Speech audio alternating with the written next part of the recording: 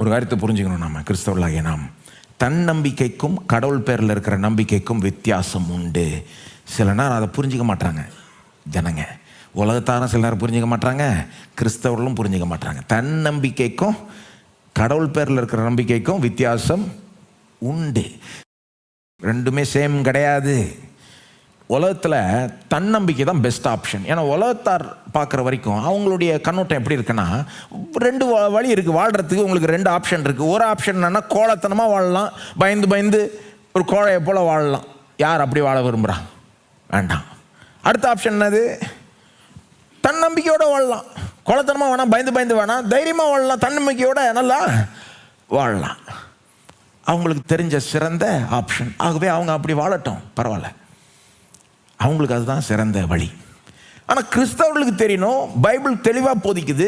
நீங்கள் தன்னம்பிக்கையின் வழியில் போனீங்கன்னா, வெறும் நம்பிக்கை உங்கள் மேலே வச்சிங்கன்னா, என்னால் முடியும், நான் செஞ்சிருவேன், என்ன இருந்தாலும் பார்த்துக்கலாம், சமாளிச்சிடலாம், இப்படின்ற மட்டும் இந்த மாதிரி நம்ம பேச்சும் எண்ணமும் உலகத்துலேயும் அப்படி இருக்கிறாங்க சிலர். பாசிட்டிவ் பேச்சு, பாசிட்டிவ் எண்ணம் அப்படின்ற பேச்சில் அவங்க அப்படி பேசுகிறாங்க. அவங்க செய்யட்டுங்க, அவங்களுக்கு தெரிஞ்ச சிறந்த வழி. ஆனால் பைபிள் கிளியராக போதிக்குது, நீங்கள் அந்த வழியில் போனீங்கன்னா என்னைக்காவது ஒரு நாள் காலை வாரிடும். வெறும் தன்னம்பிக்கை தான் உங்களுக்கு இருக்குன்னா, என்னைக்காவது ஒரு நாள் நீங்களே உங்களையே காலை வாரி விட்டுருவீங்க. அப்படிதான். வெறும் நான் என்னையே நம்பி வாழ்ந்தேன்னா நானே எனக்கே துரோகம் செஞ்சிருவேங்க. நானே எனக்கே நம்பிக்கை துரோகம் செஞ்சிருவேன். அப்படிதான் அது. கொஞ்ச நாள் அதில் வச்சு ஓட்டலாம், ஓரளவுக்கு போகலாம்.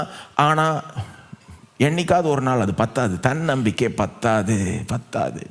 கடவுள் பேரில் நம்பிக்கை என்ன? கடவுள் பேரில் நம்பிக்கை அது வேற. இங்க பேதுரு கடவுள் பேரில் நம்பிக்கை வச்சிருந்தா எப்படி பேசியிருப்பாரு? இயேசு சொல்றாரு, இந்த ராத்திரி எல்லாருமே என் நிமித்தமா இடர்ல அடைவீங்கன்னு இயேசு சொல்றாருங்க. அப்போ அவருக்கு பேதுருக்கு கடவுள் பேரில் நம்பிக்கை இருந்தா, இயேசுவின் பேரில் நம்பிக்கை இருந்தா எப்படி சொல்லியிருப்பாரு?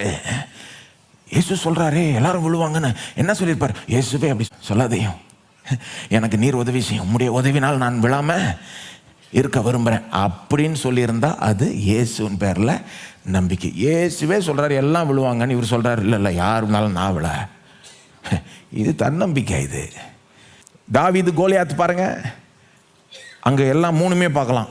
கோலத்தனத்தையும் பார்க்கலாம், தன்னம்பிக்கையும் பார்க்கலாம், கடவுள் பேரில் நம்பிக்கையும் பார்க்கலாம். யார் கோலத்தனமாக இருக்கிறா?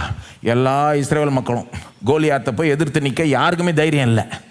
எல்லாம் பயந்து அங்கே அப்படியே வெயிட் பண்ணிக்கிட்டு இருக்கிறாங்க. இந்த தாவீதும் கோலியாத்தையும் கொஞ்சம் பேச்சு வேற மாதிரி இருக்கும் பார்த்தீங்களா?